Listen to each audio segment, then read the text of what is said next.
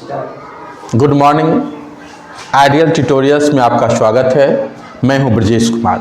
आज हम नरेशन में देखेंगे कि यदि रिपोर्टिंग स्पीच में कोई WH इंट्रोगेटिव सेंटेंस रहेगा, यानी कि सबसे पहले रहेगा WH वर्ड कोई, फिर auxiliary verb AV auxiliary verb रहेगा, फिर सब्जेक्ट रहेगा, इसके बाद कोई अदर वर्ड जुटे रहेंगे और अंत में नोट ऑफ इंट्रोगेशन रहेगा, प्रश्नवाचक चिन्ह रहेगा। और जो रिपोर्टिंग वर्ब है वो पास्ट टेंस में ही रहेगा, यानी कि सेड रहेगा। एग्जाम्पल हम देखते हैं कि he said to me why do you vex me. तो इसमें जो सेड है, सेड टू या सेड रहे या सेड टू रहे, हम इसको आस्क्ड में बदल देंगे। और जो इन्वर्टेड कॉमा रहेगा, इन्वर्टेड कॉमा को हम WH वर्ड में ही बदलेंगे, यानी यदि रिपोर्टिंग स्पीच में वाई रहेगा तो इन्वर्टेड कॉमा के बदले वाई लिखना है, यदि हाउ रहेगा तो हाउ लिखना है, यदि हाउ मेनी रहेगा तो हाउ मेनी लिखना है, यदि व्हेन रहेगा तो व्हेन लिखना है। और जो इंटेरोगेटिव सेंटेंस है डायरेक्ट स्पीच में, उस इंटेरोगेटिव सेंटेंस को हम असर्टिव सेंटेंस में बदल देंगे। असर्टिव यानी कि पहले हम सब्जेक्ट लिखेंगे, फिर वर्ब लिखेंगे, फिर जो अदर वर्ड है उसको लिखेंगे और अंतिम में फुल स्टॉप लिखते हैं। अब हम इस सेंटेंस को चेंज करते हैं। ही है तो हम लिख देंगे ही, शेड टू है तो लिखेंगे आस्क्ड, मी है तो लिखेंगे मी, इन्वर्टेड कॉमा के बदले WH वर्ड, तो WH वर्ड तो इस सेंटेंस में वाई है तो हम लिख देंगे वाई। अब देखते हैं कि बचा डू यू वैक्स मी। तो पहले तो हम सब्जेक्ट लिखेंगे, सब्जेक्ट है यू, चूंकि असर्टिव सेंटेंस में पहले सब्जेक्ट लिखते हैं, यू है सेकेंड पर्सन, ये बदलता है ऑब्जेक्ट के अनुसार, ऑब्जेक्ट है मी।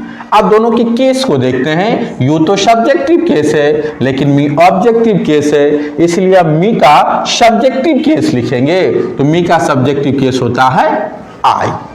अब चूंकि इंट्रोगेटिव को असर्टिव में बदलना है तो जो डू V1 होता है, डू V1 का मतलब हुआ V1, अगर डिड V1 रहेगा तो डिड V1 का मतलब हुआ V2, और यदि डज V1 रहेगा तो डज V1 का मतलब हुआ V5। तो यहां है डू वैक्स, डू V1 यानी V1 यानी वैक्स। अब V1 को हम बदलते हैं V2 में, V1 या V5 बराबर V2, तो V2 वैक्स का दूसरा रूप लिखना, V2 हो गया वैक्स्ड। अब आते हैं मी है फर्स्ट पर्सन जो बदलेगा सब्जेक्ट के अनुसार, और सब्जेक्ट तो ही है, ही। अब दोनों के केस को देखते हैं। मी है ऑब्जेक्टिव केस लेकिन ही है सब्जेक्टिव केस, तो हम ही का ऑब्जेक्टिव केस लिखेंगे, ही का ऑब्जेक्टिव केस हो गया हिम। कुछ और एग्जाम्पल हम लिखते हैं, जैसे हम एग्जाम्पल लिख रहे हैं, शी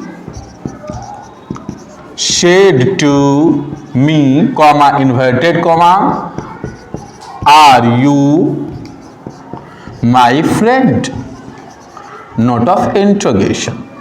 इसको हम चेंज करेंगे तो शी है तो लिखेंगे सी, शेड टू है तो लिखेंगे आस्क्ड, मी है तो मी, और चूंकि WH इंट्रोगेटिव है तो इसलिए हम यहां पे जोड़ देते हैं why are you my friend. तो अब इन्वर्टेड कॉमा के बदले WH वर्ड लिखना है और WH वर्ड है वाई, तो वाई लिख दिए। अब लिखना है सब्जेक्ट यू सेकेंड पर्सन, किसके अनुसार, ऑब्जेक्ट के अनुसार, ऑब्जेक्ट है मी। लेकिन यहाँ यू तो सब्जेक्टिव केस है इसलिए हम मी का सब्जेक्टिव केस लिखेंगे आई। अब वर्ब लिखना है, इजारे में यहाँ है, इजारे में बराबर वाज वेर, तो आई के साथ लगेगा वाज, तो लिख दिए वाज। अब देखते हैं माई है फर्स्ट पर्सन, बदलेगा किसके अनुसार, तो सब्जेक्ट के अनुसार, सब्जेक्ट है सी। अब दोनों का केस मिलाएंगे। माई है एडजेक्टिव तो शी का एडजेक्टिव होगा हर, अब फ्रेंड है तो लिख देंगे फ्रेंड। नेक्स्ट एग्जांपल देखते हैं, the teacher said to us why were you absent को अगर हम चेंज करें तो द टीचर है तो लिखेंगे द टीचर, शेड टू है तो लिख देंगे आस्क्ड, अस है तो लिखेंगे अस, अब इन्वर्टेड कॉमा के बदले तो WH वर्ड लिखते हैं और WH वर्ड है वाई, तो लिख दिए वाई। अब बचा क्या, तो बचा वेर यू एब्सेंट, तो इसको एसआईटी में बदलेंगे तो पहले सब्जेक्ट होगा यू है सेकेंड पर्सन, ये बदलेगा ऑब्जेक्ट के अनुसार और ऑब्जेक्ट है अस। अब दोनों का केस देखेंगे, यू है सब्जेक्टिव केस और अस है ऑब्जेक्टिव केस, इसलिए हम अस का सब्जेक्टिव केस लिखेंगे, अस का सब्जेक्टिव केस होगा वी। और वाज वेयर बराबर होता है हैड बीन, तो हम चेंज कर दिए वाज वेयर को हैड बीन में। अब बचा क्या, एब्सेंट, तो एब्सेंट और फुल स्टॉप हो जाएगा क्योंकि एसआईटी है। एक और एग्जांपल देखते हैं, ही सेड है comma inverted comma who disturbs you. अब देखते हैं कि बाहर वाले क्लॉज में ऑब्जेक्ट नहीं है और अंदर में सेकेंड पर्सन यू है जो ऑब्जेक्ट के अनुसार बदलता है, तो ऐसी स्थिति में हम कोई ऑब्जेक्ट मान लेंगे और प्राय हम ऑब्जेक्ट मानते हैं मी को, इसलिए हम चेंज करेंगे ही, तब से टू यानी कि आस्क्ड, और हमने ऑब्जेक्ट मी को माना है। हम कोई भी ऑब्जेक्टिव केस का मान सकते हैं, मी, अस, देम, लेकिन प्राय मी ही मानते हैं और इन्वर्टेड कॉमा है तो हु। अब देखते हैं डिस्टर्ब से V5, तो V1 या V5 का जब डायरेक्ट स्पीच में V1 या V5 रहता है तो जो इनडायरेक्ट स्पीच होता है उसमें हम उसको बदल देते हैं V2 में, तो डिस्टर्ब का V2 होगा डिस्टर्ब्ड लिख दिए। अब यू है सेकेंड पर्सन जो ऑब्जेक्ट के अनुसार बदलेगा और ऑब्जेक्ट हमने माना है मी को, इसलिए लिख दिए मी।